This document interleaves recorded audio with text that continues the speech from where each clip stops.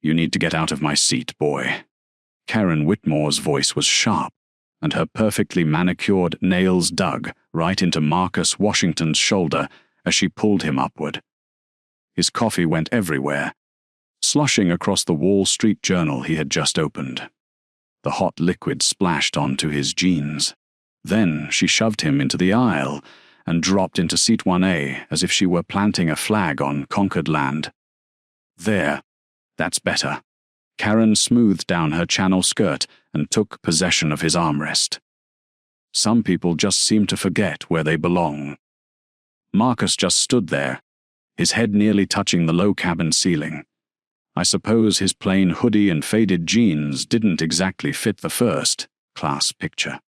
Her diamond bracelet, on the other hand, caught the light perfectly as she got comfortable in the leather seat he had just warmed up. All around them, phones started to lift. A teenager even started a live stream on TikTok. About 200 passengers were now watching a theft happen in real time. Marcus simply tightened his grip on his boarding pass. The ink for seat 1A was a bit smudged, but you could still read it. It's a funny thing, watching something so wrong happen while everyone just stands by. But justice was on the schedule. Doors would be closing in 10 minutes. All passengers must be seated, a voice announced. The flight attendant, Sarah Mitchell, hurried toward the little scene, her blonde ponytail bouncing behind her. She saw Karen settled nicely in seat 1A and Marcus standing there, a bit out of place in the aisle. "Ma'am, I am so very sorry about this disruption." Sarah's voice was filled with sympathy as she put a hand on Karen's shoulder. "Are you all right?" Marcus stepped forward then, holding out his boarding pass. "This is my assigned seat, 1A. Sarah gave the paper nothing more than a passing glance.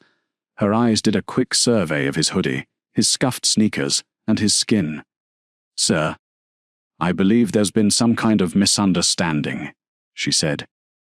"The economy class seating is toward the back of the plane." At last, Karen let out a dramatic sigh. Finally, someone with a little common sense. Marcus kept his voice even. "Could you please just look at my boarding pass?" "Sir, please don't make this any more difficult," Sarah said, placing herself between Marcus and the seat like a guard. "I am sure your actual seat is quite comfortable." Behind them, you could hear passengers starting to whisper. More phones came out of pockets. A teenager named Amy Carter opened up TikTok and pressed the record button. "I really don't understand the confusion," Marcus said, his voice quiet. "My ticket clearly shows. Just look at him." Karen cut in, waving a hand in his direction. "Does he really look like he belongs in first class?" "I have diamond medallion status. I have been flying with Delta for 15 years, she announced. Sarah nodded like she understood completely. "Of course, ma'am. We certainly do appreciate your loyalty." "I happen to have the same loyalty program status," Marcus offered. "If you could just take a moment to verify." "Sir, I really don't have time to play games." Sarah's tone grew sharper. "Now, please go find your correct seat so we can all depart on time." Amy's live stream counter was ticking up. 500 viewers, then 800, then 1,200. The comments started pouring onto the screen. "This is discrimination. Why won't she just look at his ticket? Someone get a supervisor." Marcus took out his own phone.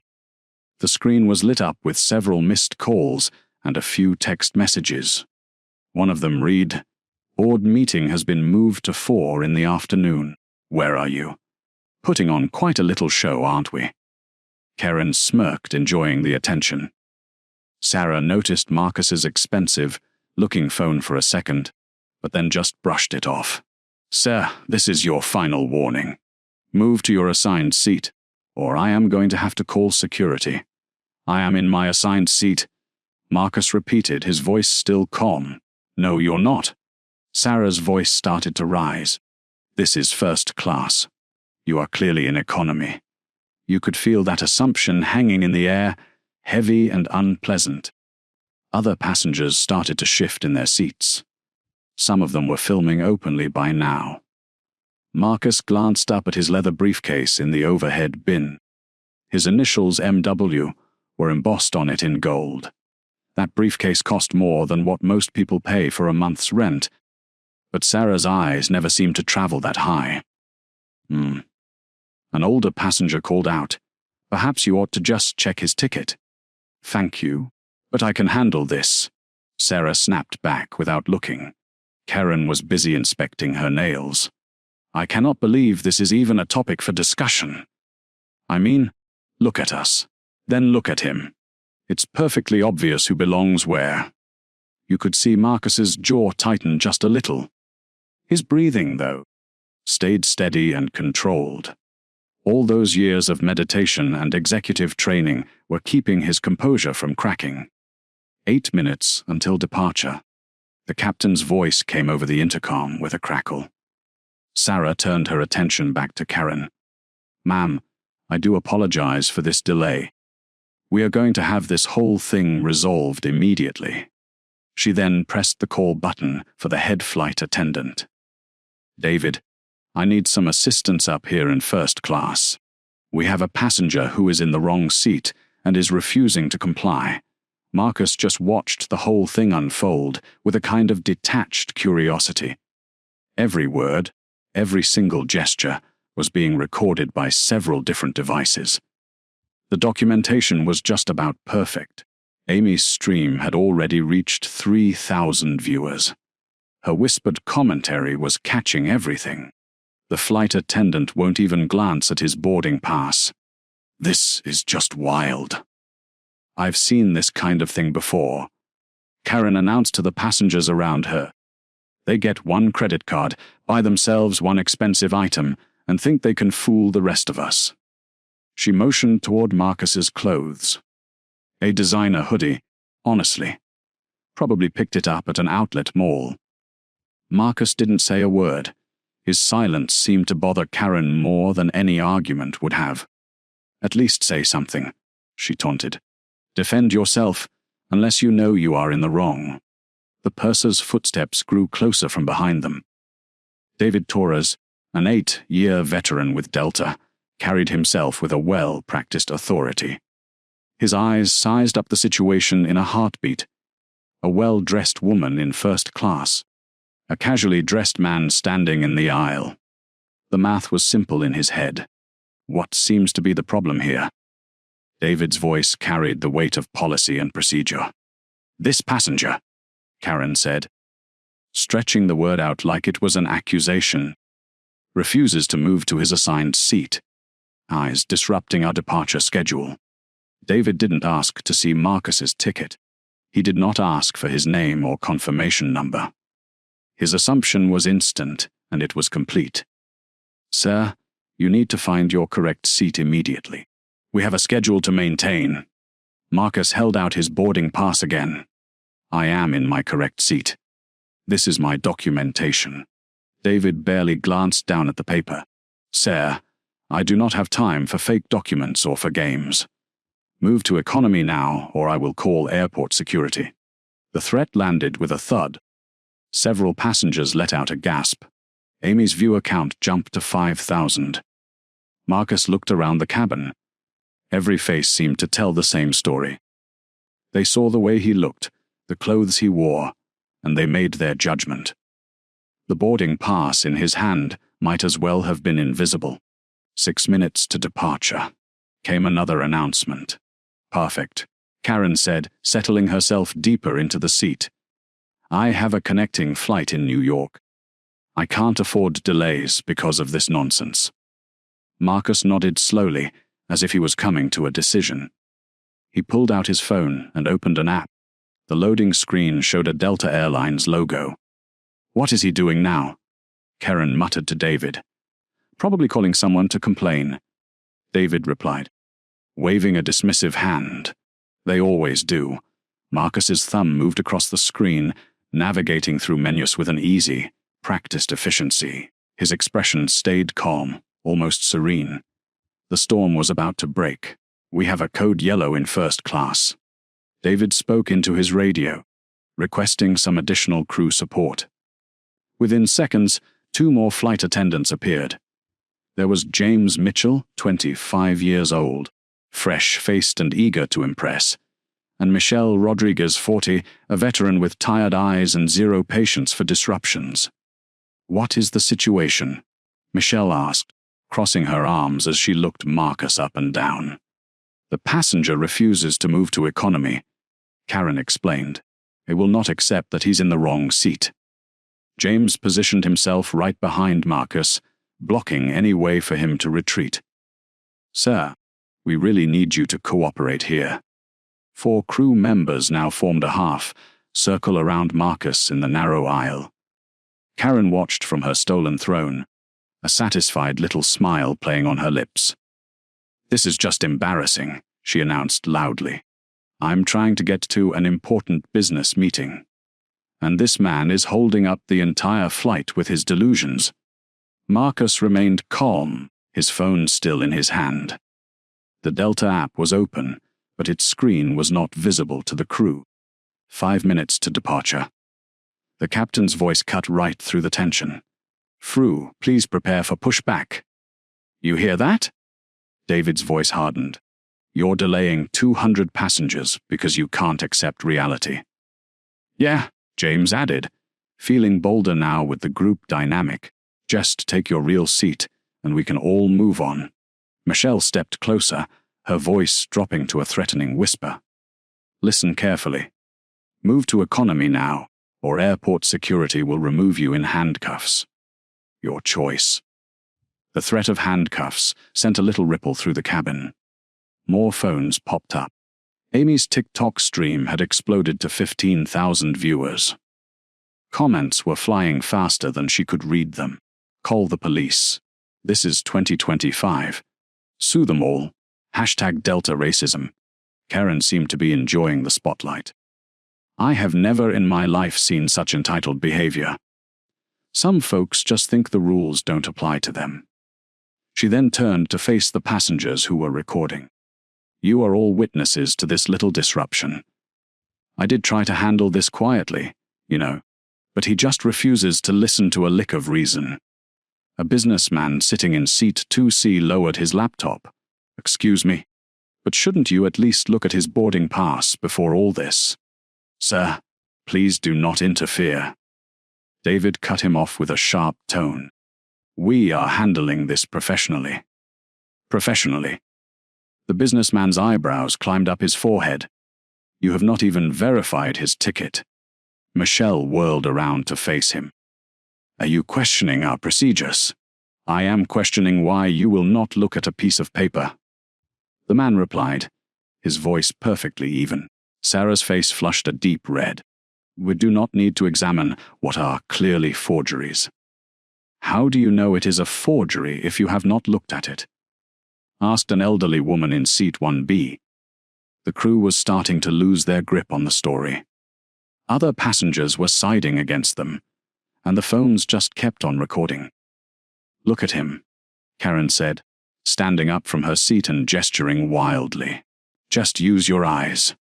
Does anything about this man scream first class passenger to you?" She pointed at Marcus's hoodie. "That is a $30 sweatshirt from a department store. I can tell quality when I see it."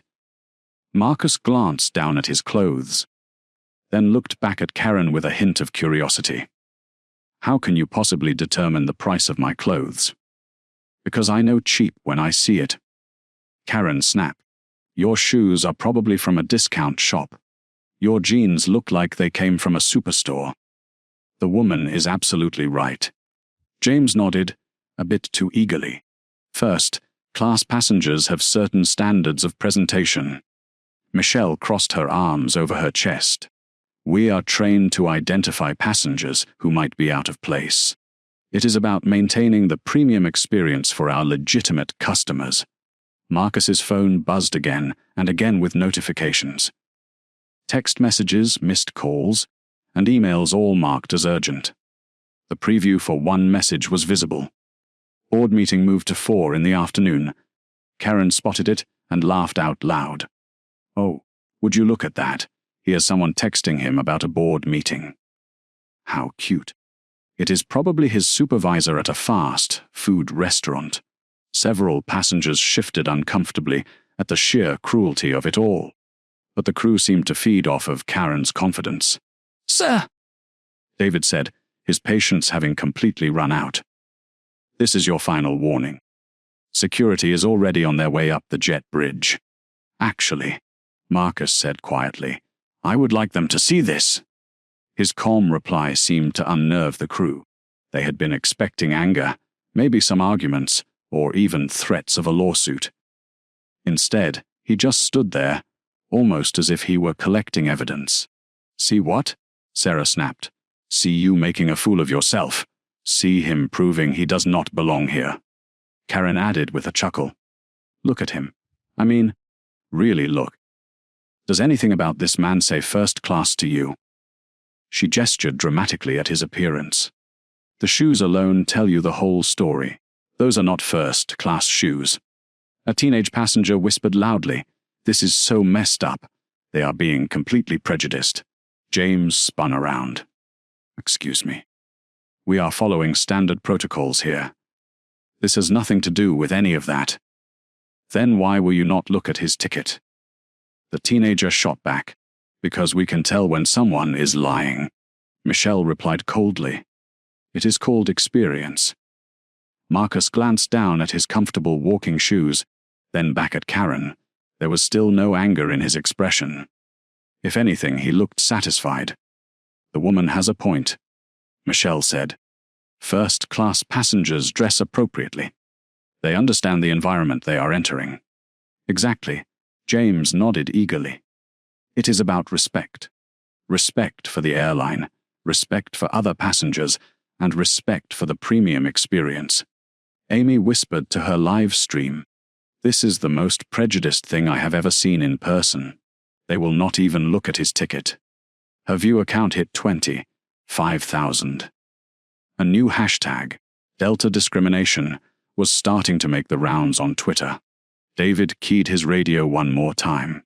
"Security, what is your estimated time of arrival to Gate A12? 2 minutes out," came the crackling response. "Perfect." Karen clapped her hands together sharply. Finally, some professional handling of this situation. She looked directly at Marcus. "I hope you are happy with yourself. Well, now everyone on this plane can see you for what you really are." Marcus just tilted his head a little. "And what kind of person is that?" The question seemed to throw Karen for a loop. She was clearly expecting him to argue, not ask questions. You're the kind of person who lies," she said, finding her footing again. "The kind who tries to take things that do not belong to you. Who thinks you can fool people with fake papers and some sad story." "I have not told any stories," Marcus noted quietly. "Your being here is the story," Karen snapped back. "This little fantasy you have cooked up where you belong up here in first class. Well, reality is about to come calling." The flight crew nodded along with her. In their minds, the story was set. Marcus was the problem, and they were the ones keeping things in order. Just then, you could hear the sound of heavy shoes on the jet bridge. A moment later, 2 airport security officers stood at the doorway, their radios crackling softly. "That is him right there," Sarah said, pointing a finger directly at Marcus. "He is the one causing all the trouble."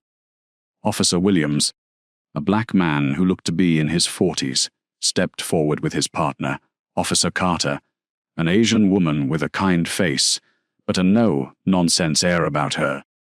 "What seems to be the problem here?" Officer Williams asked with a professional calm. David, the flight attendant, jumped right in with his side of the story. "This passenger is refusing to move from a seat that is not his. He claims this first-class seat belongs to him, despite the obvious evidence that says otherwise." "And what is the obvious evidence?" Officer Carter asked, her voice even. The crew kind of looked at each other for a second. It seemed that in all their certainty, they had not actually thought about needing any real proof. "Well, Sarah stammered, just look at him. You could see Officer Williams' expression tighten just a little. Ma'am, I am going to need something more specific than that. Your observations on his appearance are not evidence. Seeing the crew hesitate, Karen decided to step in. Officers, I have been very patient through all this, but this man has been harassing me for the last 10 minutes. I just want to sit down in the seat that I paid for. Ma'am, we understand, Officer Williams replied patiently. He then turned to Marcus. Sir, could I see your boarding pass, please? Marcus reached into his pocket and handed over the slightly crumpled piece of paper. Officer Carter took it and studied it, a small furrow appearing between her brows as she read. The plane had gone quiet, save for the low hum of the cabin and the faint whispers of a few passengers who were now filming the whole thing on their phones. Officer Carter looked down at the boarding pass again, then up at Marcus, and then over at Karen, who was still sitting in seat 1A. Her professional mask slipped, replaced by a look of plain confusion. This boarding pass, she said, speaking slowly, says seat 1A. David, the flight attendant, practically lunged forward. It is obviously a fake, he insisted. Look at the guy. Does he really look like he can afford a first-class ticket? Sir, that is not how we determine, Officer Carter started to say, but Karen cut her right off. Please, officer, just use a little common sense here. I am a Diamond Medallion member. I have been flying with Delta for 15 years. Why on earth would I lie about my own seat? She held up her phone, showing the Delta app on the screen. See, here is my boarding pass. Seat 1A, first class. Officer Williams looked at her phone and then back at the paper pass in his partner's hand. This was getting a bit more complicated than just a simple mix-up with the seats. Sir, Officer Williams said, turning his attention back to Marcus. Can you please show us some identification and maybe explain how you got this boarding pass? Marcus slowly reached into his coat pocket, his movements unhurried and calm. Every eye in the cabin was on him as he pulled out his wallet. But he did not go for a driver's license. Instead, his hand went to another pocket and came out with his phone. Actually, Marcus said, and his voice had a new tone to it, a quiet authority that made people lean in a little closer.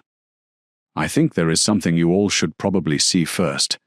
An app on his phone finished loading. It felt like the calm before a storm. His thumb moved over the screen, sure and practiced. But this was not the regular Delta Airlines app. The screen changed, showing a side of the system that no regular passenger ever gets to see. Words like executive dashboard and CEO portal flashed on the screen. It was filled with company data, special codes, and then a title at the very top that made Officer Carter actually catch her breath. Marcus Washington, Chief Executive Officer, Authority Level, Supreme All Access, Employee ID 1, Founder CEO. It even listed his direct reports 43,000 employees. Officer Williams leaned over his partner's shoulder for a better look at the phone's screen. For the first time, his professional calm seemed to crack. Just for a second. Sir, he whispered. The change in the way the officer spoke was instant, and you could not miss it. They took a small step back, and you could just see their whole demeanor shift from authoritative to, almost apologetic. David was the first to notice it in the officer. What are you looking at? Marcus simply held his phone out, turning the screen toward the purser. David's eyes scanned the display, trying to make sense of the words. You could practically watch his expression change from confident to confused, and then to a slow, dawning horror, all in the span of about 3 seconds. That can't be right. David's clipboard slipped from his grasp, clattering loudly on the floor. Sarah leaned in, curious to see what had shocked her boss into silence. As the words on the screen registered, the color drained right out of her face. Oh my God. Oh my God. Oh my God. James and Michelle naturally crowded in closer. squinting to see the screen for themselves. The company ladder suddenly became very, very clear. Every single person on that aircraft, from the pilot in the cockpit to the newest flight attendant, reported to the man they'd been giving a hard time for the last 10 minutes. "Mr. Washington," Officer Williams said quietly, a new note of respect in his voice. "We were not aware of your position." "Sir," Marcus looked the security officer right in the eye, his gaze steady. "Of course, you were not. That was precisely the point." The whole cabin had gone completely silent, except for the low hum of the plane and the quiet sounds of phones, still recording the whole thing. Every passenger could feel the change in the air, even if most of them couldn't see what was on that phone. Karen, still sitting smugly in seat 1A, looked around, confused. "What's everyone staring at? Can we please sort this out and get in the air?" she huffed. Marcus slowly turned the phone screen so she could see it. Karen's eyes went wide as her expression moved from disbelief to recognition to absolute terror. You can't be," she stammered, her voice barely above a whisper. "I own 67% of this airline, Miss Whitmore." Marcus's voice was still calm, but it now carried a weight that was impossible to mistake. "I do not just own seat 1A. I own every seat on this aircraft." The words hit Karen like a ton of bricks. She gripped the armrests of the seat. His seat, her knuckles turning white. As the reality of the situation crashed down on him, David found his voice, even though it was trembling. "Sir, we had no idea. We were just following standard what?" Marcus interrupted him, his tone gentle. "Standard procedure is to check a passenger's documents before you make assumptions. Standard procedure is to treat every customer with dignity." He looked from one crew member to the next. "Instead, you made a judgment based on how I look. You refused to even glance at my boarding pass. You threatened to have me arrested." At that, Sarah's hands began to shake. "Mr. Washington, I'm so very sorry.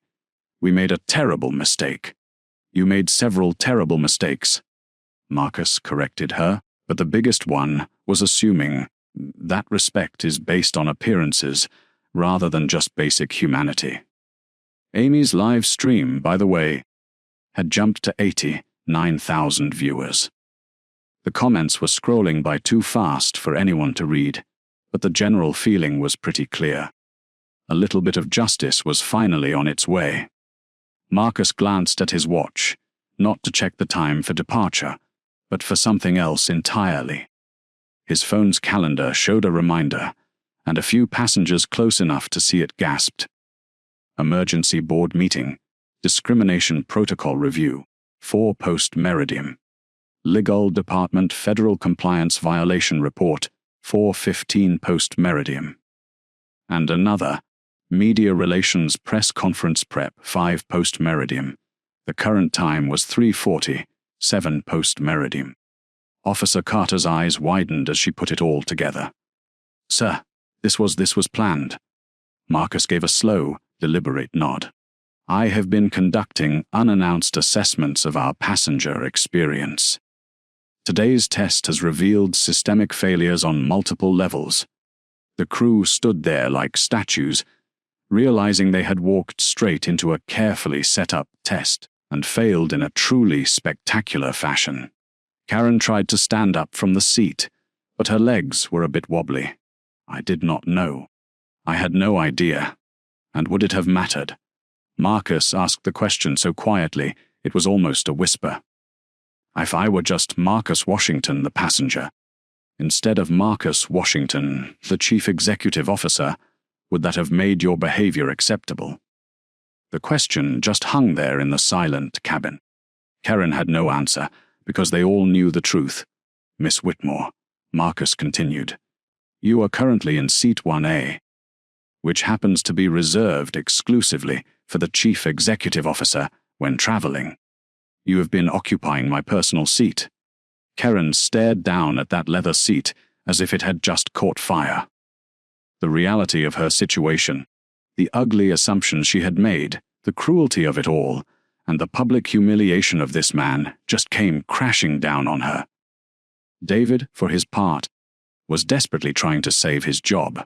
"Sir, if we could just speak privately, I am certain we can resolve this misunderstanding." "There is no misunderstanding," Marcus replied, his voice even. "You and your crew made a judgment about a passenger based on his race and what you assumed he was worth. And it just so happens that your judgment was aimed at your own chief executive officer." He made a small gesture toward the phones that were still recording. But more importantly, it was witnessed by everyone here and broadcast live to nearly 100,000 viewers. That's when Michelle found her voice. "Mr. Washington, please, we can fix this. We can make this right." Marcus looked over at her with an expression that was something close to pity. "Miss Rodriguez, you threatened to have me removed from my own seat in handcuffs. How exactly do you plan on making that right?" The crew stood there without an answer. They had crossed a line you simply cannot uncross, made assumptions that showed their true colors, and they'd done it all on camera. Officer Williams cleared his throat. "Sir, what would you like us to do about this situation?" Marcus seemed to consider the question for a moment. Around him, 200 passengers were waiting to see what happens when the tables are well and truly turned. "Officer Williams, I would like you and Officer Carter to simply witness what happens next. The documentation will be important for the federal investigation." A federal investigation. Those words sent a cold shiver through the cabin. Marcus looked at his phone again, this time opening his contacts list. The screen lit up with names that made whatever hope the crew had left just wither away. Legal Department, Direct Line, Human Resources, Emergency Protocol, Media Relations Crisis Management, Board Chair, Immediate Response. "Ladies and gentlemen," Marcus said to the cabin, his voice now carrying the easy authority of ownership. "I want to apologize for this delay. What you have witnessed today is a perfect example of why systemic change is so necessary in corporate America." He then looked at Karen, who was still frozen in his seat. "Miss Whitmore, you have approximately 30 seconds to return to your actual assigned seat before I make the first of several phone calls." Karen's expensive composure finally cracked. "Please, I am sorry. I am so sorry. I did not mean—" "You meant every word," Marcus said quietly. "The only question now is, what happens next?" The entire cabin seemed to hold its breath, waiting for justice to be served. Marcus tapped the first number on his phone. The call connected almost instantly, and he put it on speaker for the entire cabin to hear. "Marcus Washington's office, Legal Department. This is Patricia Hendris. Patricia, this is Marcus. I am currently on Flight 447, and I need you to prepare immediate documentation for a federal discrimination case." The lawyer's voice on the other end sharpened with concern. "Sir, what is the situation?" "I have just been discriminated against by 4 of our own crew members and a passenger. The incident was captured on multiple devices and is currently being live-streamed to over 100,000 viewers." Patricia's silence lasted for 3 whole seconds, which is an eternity in legal time. "Sir, I will have a full legal team standing by within the hour. Are you injured?" "Not physically, but our company's reputation and our federal compliance status are in serious jeopardy." Marcus looked directly at David as he said it.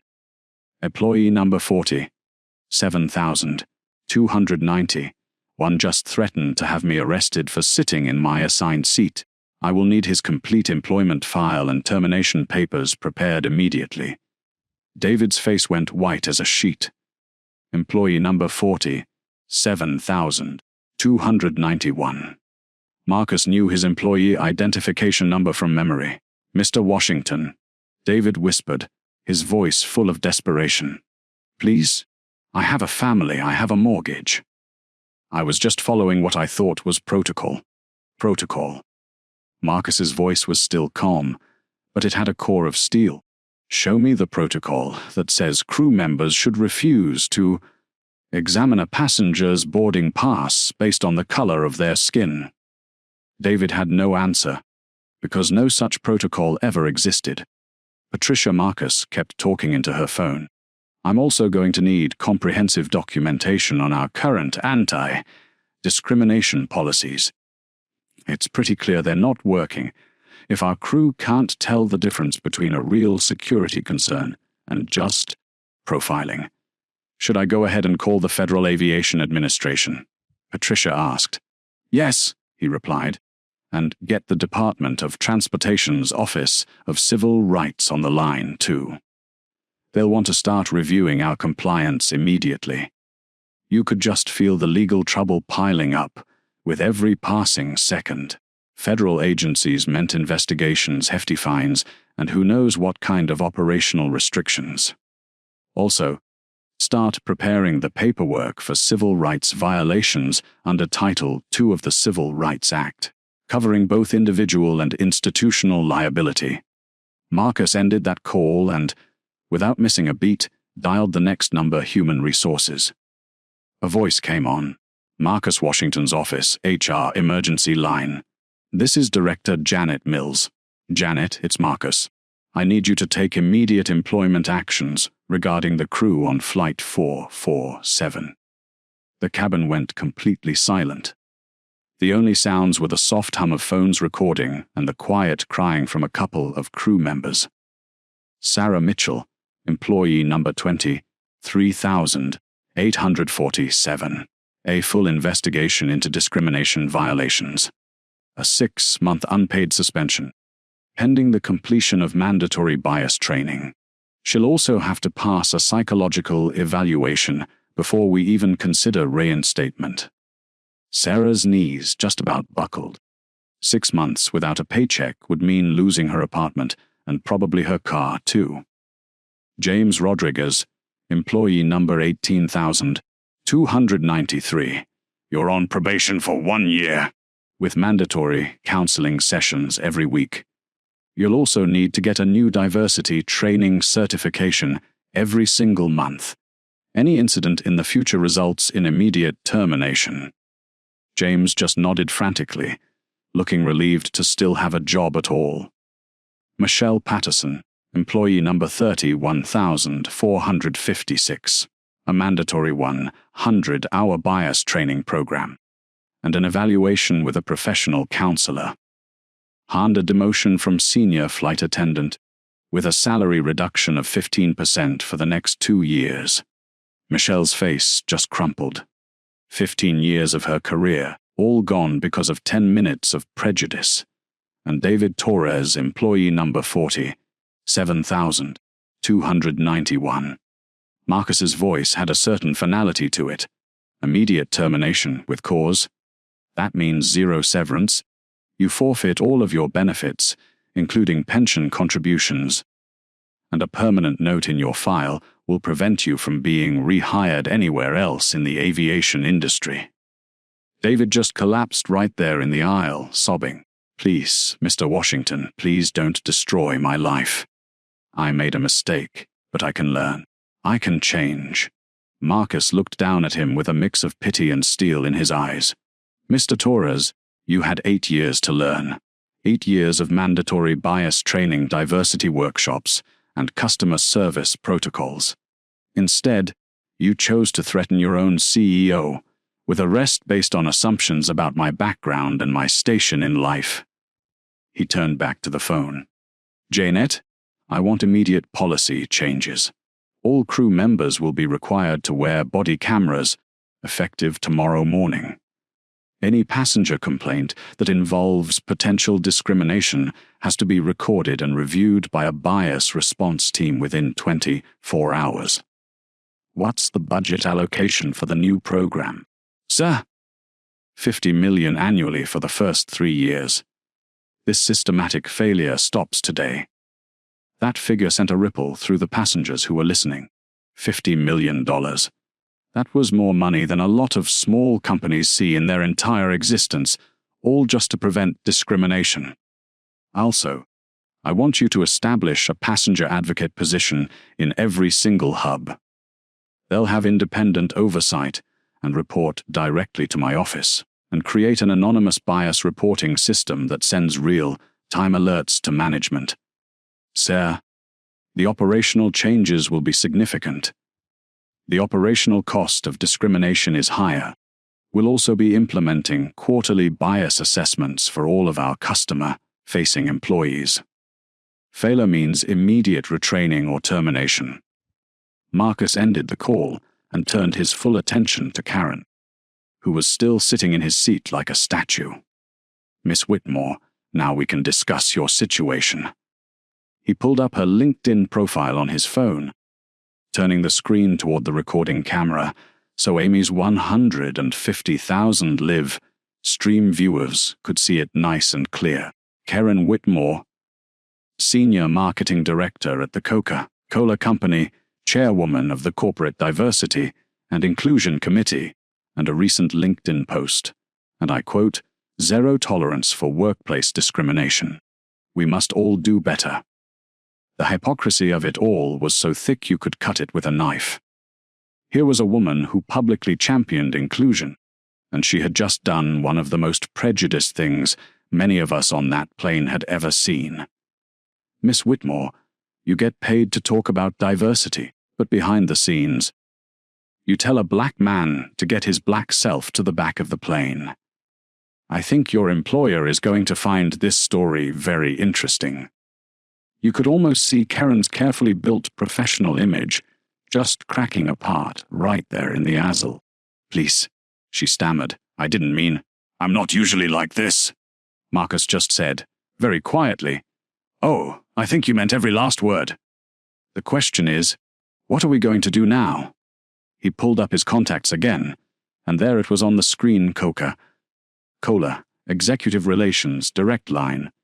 "I can make one phone call, and your career is over. Your company has a zero policy for discrimination, correct?" Karen just nodded, looking absolutely defeated. "Or," Marcus continued, "you can choose to be accountable for your actions. You have two options." The whole cabin seemed to lean in a little closer. It felt like justice was about to be served, and the portions were being carefully measured. Option 1. You record a public apology that gets shared across every social media platform.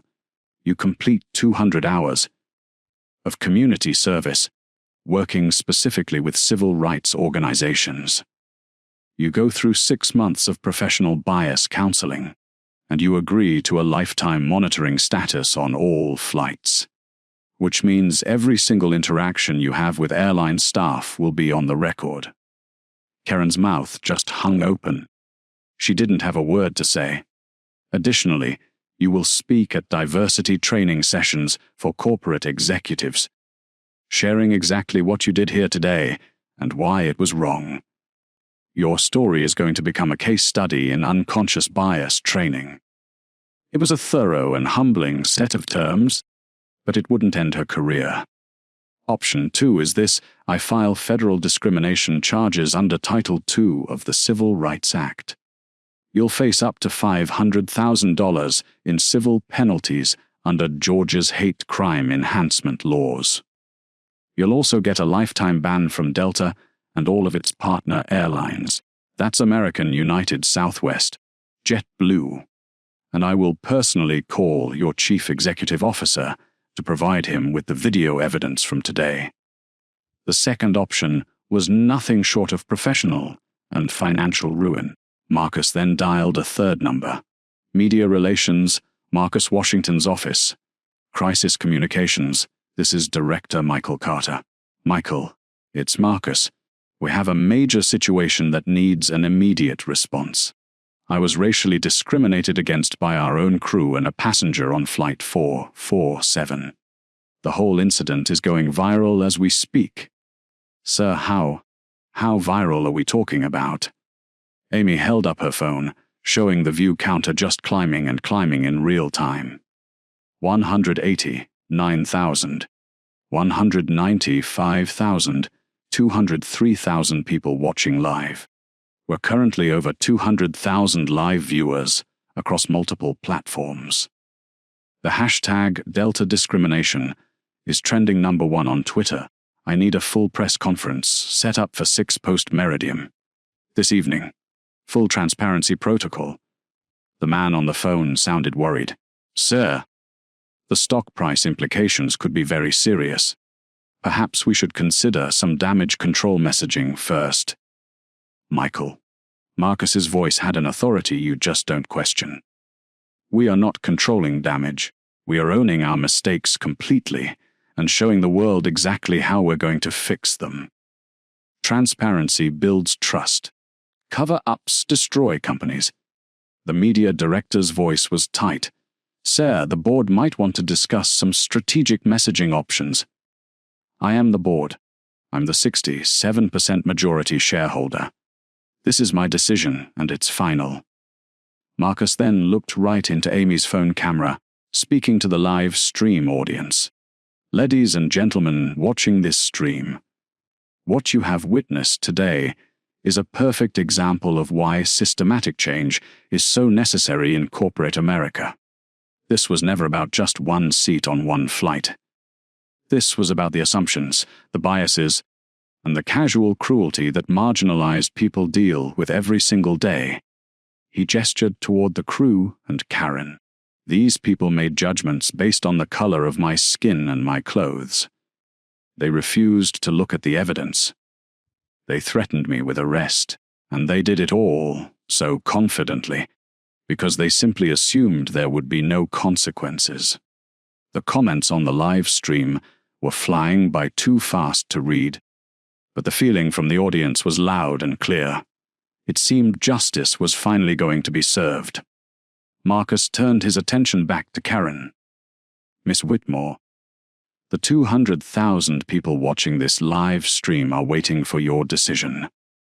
Do you choose to be accountable and reform, or do you choose legal consequences and the end of your career? Karen's eyes darted around the cabin, looking for a way out. 200 faces stared right back at her, and you'd be hard-pressed to find a sympathetic one in the bunch. She had earned their judgment with her ugly assumptions and public cruelty. I choose option 1, she said, her voice barely a whisper. The folks watching the live stream can't hear you. Marcus stated plainly. Speak clearly so your choice is properly recorded. I choose option 1, Karen said, much louder this time, with tears running down her face. I choose to apologize publicly and do the community service and counseling. Marcus gave a slight nod to Officer Williams. Officer, if you would, please document that Miss Whitmore has chosen accountability over denial. Her public apology will be recorded and shared across all social media platforms. Then, he turned to the crestfallen crew members. A's for the 4 of you. Your futures with this company have been decided based on your individual actions and your roles in this discriminatory mess. David was still a heap on the floor. The reality sinking in that 8 years of career building had just been undone by 10 minutes of ugly prejudice. The deep-seated changes I am putting in place today will make sure this never happens again on any Delta airplane. I personally guarantee it. The cabin broke out in applause. Justice had been delivered, not with a bang, but methodically, thoroughly, and for all to see. The real work, though, was just getting started. About 20 minutes later, the airplane had been cleared out, and a new crew came aboard. David Torres walked past the windows in handcuffs, flanked by airport security, on his way to a waiting police car. His 8-year career with Delta was over, ending in absolute disgrace. Marcus finally settled into his rightful seat, 1A, just as Karen was moved to 23F, a middle seat in economy. The symbolism of the switch wasn't lost on the passengers who were still recording everything. Ladies and gentlemen, the captain's voice came over the speaker. This is your captain, Rodriguez. I want to personally apologize for the delay and for the unacceptable behavior that you all had to witness today. Mr. Washington, It truly is an honor to have you on board with us. Amy's live stream viewership had leveled off at around 287,000 people. The comments section was a flowing river of thumbs, up and demands for this kind of accountability in every line of work. Marcus pulled out his laptop and started typing. In just a few minutes, he had drafted an email to the entire company, one that would reach all 3,000 Delta employees before they even reached cruising altitude. The subject line was simple and direct. Immediate implementation 0. Tolerance discrimination protocol. Effective immediately. Marcus wrote, Delta Airlines is putting into place the most thorough anti-bias program in the history of aviation. The incident today brought to light systemic failures, and those failures end right now. He then laid out the new policies. A dignity protocol required body cameras for all customer-facing interactions, anonymous bias reporting through a phone app with a guaranteed 24-hour response, and an independent passenger advocate stationed in every hub, quarterly discrimination reviews by outside civil rights groups, and a $50 million annual budget for preventing bias and training employees. Marcus looked up from his screen and spoke to the whole cabin. I want everyone here to understand what just took place. This was not about punishment. This was about prevention. A man in a business suit in seat 2C raised his hand. Mr. Washington, how can you be sure this change in culture will actually stick? Through systems of accountability. Marcus answered without hesitation. Every employee interaction is now monitored. Every complaint about bias starts an immediate investigation, and every single violation has real consequences. He angled his laptop screen toward the passengers nearby. I'm putting a 3-strike system in place. The first incident means mandatory retraining. A second incident gets you a 6-month unpaid suspension. A third incident means you're permanently let go and blacklisted from the industry. Sarah, who had been crying quietly in the back galley, walked up to him hesitantly. Mr. Washington, I know I have no right to ask, but is there any way for me to earn back your trust? Marcus looked at her for a long moment. Miss Mitchell, you assumed I was a liar because of how I look. You refused to even look at the evidence. So how do you plan on earning back our trust? I want to be part of the solution, she said, her voice shaking just a bit. I want to help train the other crew members so they never make the same mistakes I did. You know, that is not a bad idea at all, Marcus said, giving it some thought. Trying to make things right by teaching others. We can talk more about that while you are on suspension. Officer Williams, who was still on the plane documenting everything, looked up from his report. Mr. Washington, he said, I have seen my fair share of cases like this. I cannot say I have ever seen someone in your position choose to teach a lesson instead of just getting even. Getting even does not change the system. Marcus replied, all it does is build up more bad feelings. But education, that leads to understanding, and understanding is what brings about real, lasting change. Amy, still streaming everything live, held up her phone. Mr. Washington, the people in the comments want to know, was this whole thing really a test? A small smile touched Marcus's lips. I make it a point to check in on our customer experience from time to time, unannounced, but I have to admit, I never expected to get such a thorough report. He opened the calendar on his phone, showing the meetings that were already on the books, the emergency board meeting, a legal review, and a press conference had all been planned. I have been keeping a file on incidents like this across our entire airline for months now. You could hear a quiet ripple of surprise go through the cabin. This was not just some random flight. It was part of a much larger investigation. What happened today, he said, gave me everything I needed to justify the strongest program against this kind of behavior that any company has ever seen. A teenager a few rows back called out, "But what about the other airlines? Are they going to change too?"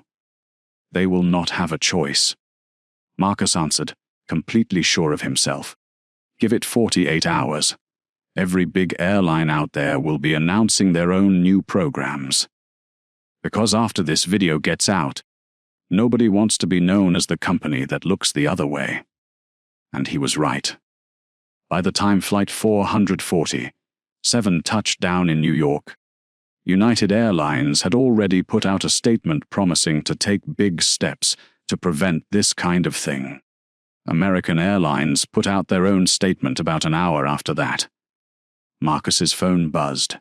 It was a text from his media director. "Stock price is up 3.2% since your announcement about being transparent. The investors are loving this whole accountability thing." The entire airline industry was changing, right then and there.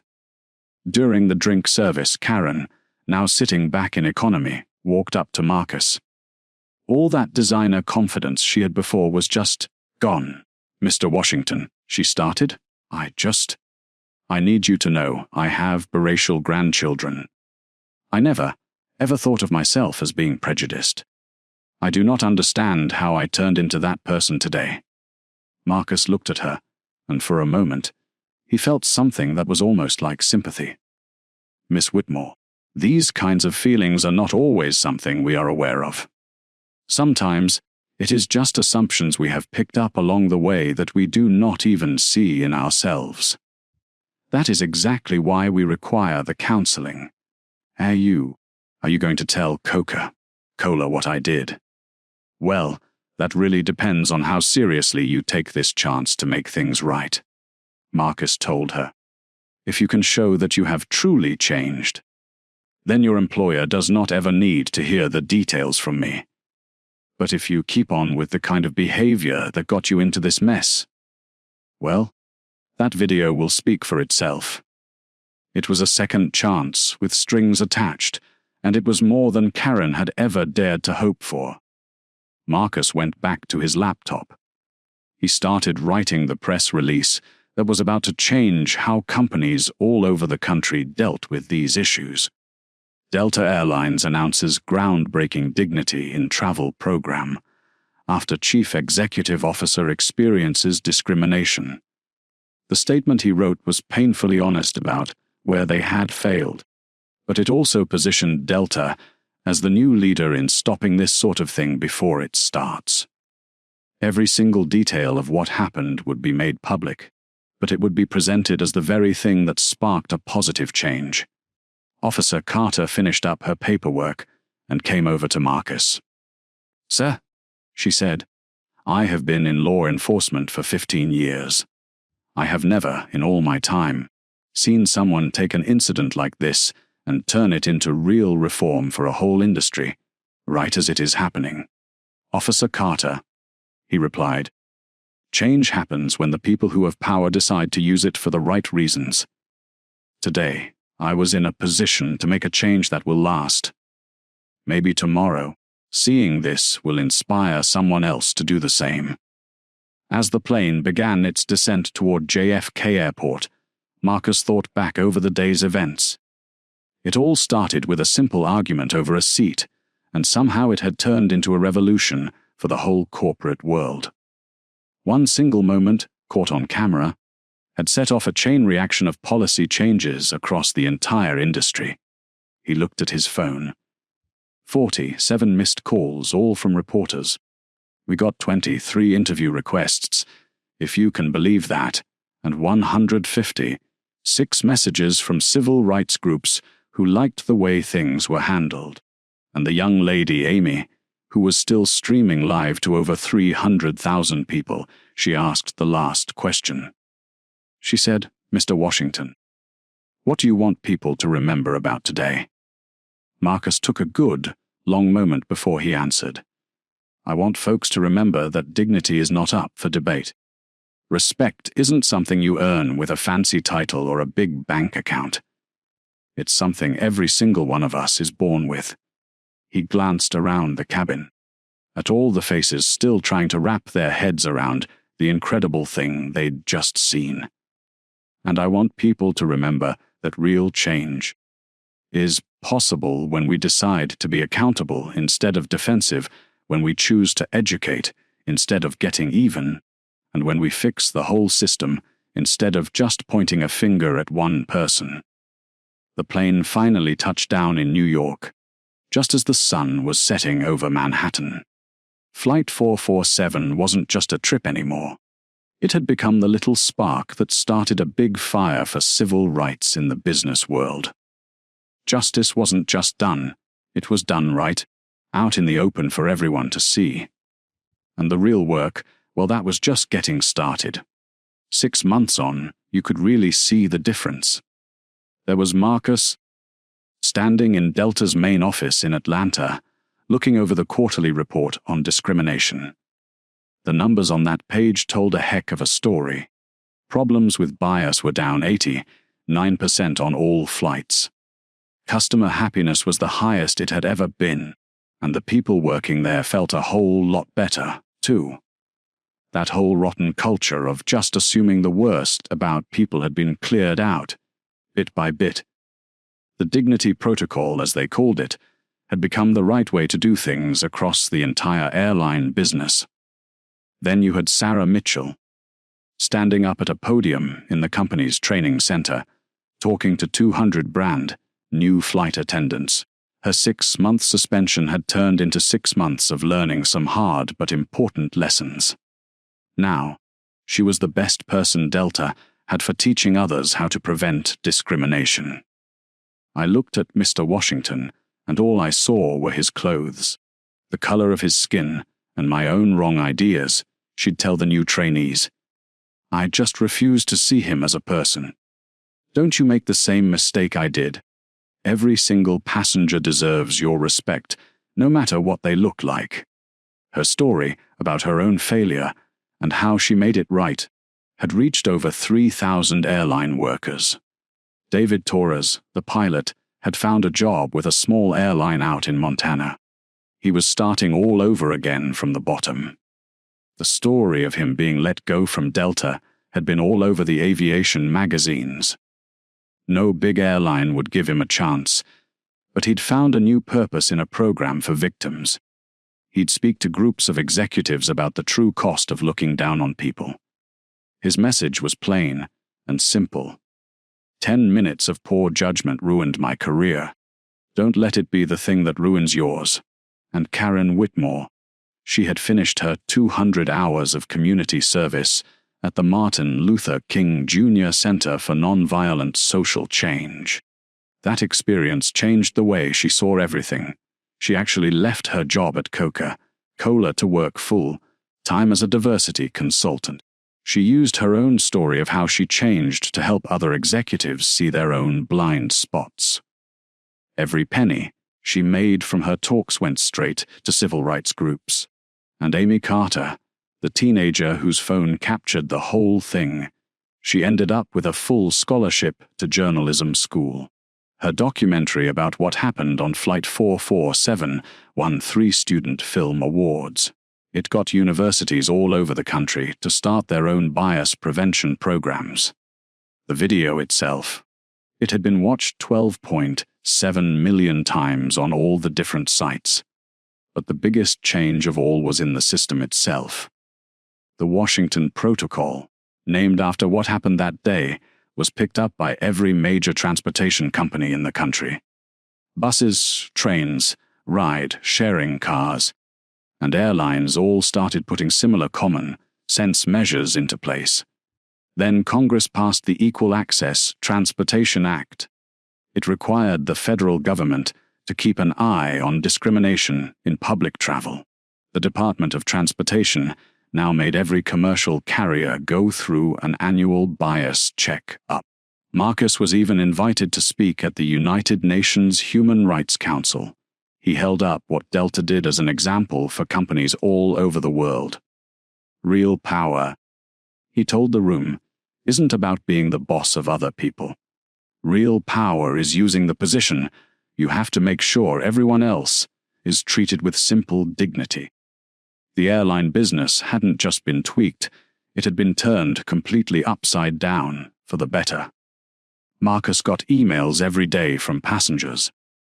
They shared their own stories of being treated poorly, but they also shared stories of hope. They told him about flight crews who were now going the extra mile to make every single passenger feel like they belonged. You had gate agents who actually paused to double, check their own thinking. Captains who would personally say they were sorry when service fell short. The whole culture of casual bias was replaced by a culture where they made a real effort to include everyone. And so on the 1-year anniversary of Flight 447, Marcus found himself back in Seat 1A, flying that very same route. The crew was completely new, except for Sarah, who had rightfully earned her position back. And this time, every single passenger was treated with the same kindness and respect. The transformation was complete, but staying watchful, well, that's a permanent job. Your voice matters in this fight.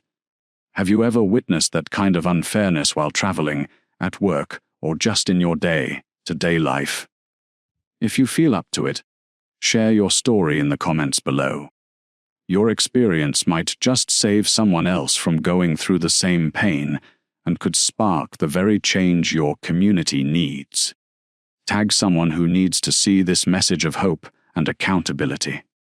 Go on and hit that share button. These stories are about a lot more than just entertainment. When we all speak up together, real, systemic change can't help but happen. Be sure to subscribe to Black Soul Stories for more untold stories of quiet courage that turned into lasting transformation. And hit that notification bell, because these conversations change the world, one story at a time. The question isn't whether you'll face injustice. It's all about how you'll respond when you do. Will you stay silent, or will you become the one who starts to turn things around? Will you accept that kind of treatment as just how things are, or will you demand better? One moment of documented courage changed an entire industry. One person's refusal to accept humiliation sparked a movement across the whole country. One choice to educate rather than to retaliate transformed millions of lives.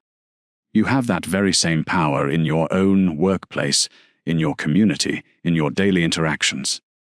You can choose dignity over discrimination, accountability over silence, and progress over prejudice. So don't just watch this story. Become part of the movement. Because when we stand together for what is right, discrimination really doesn't stand a chance.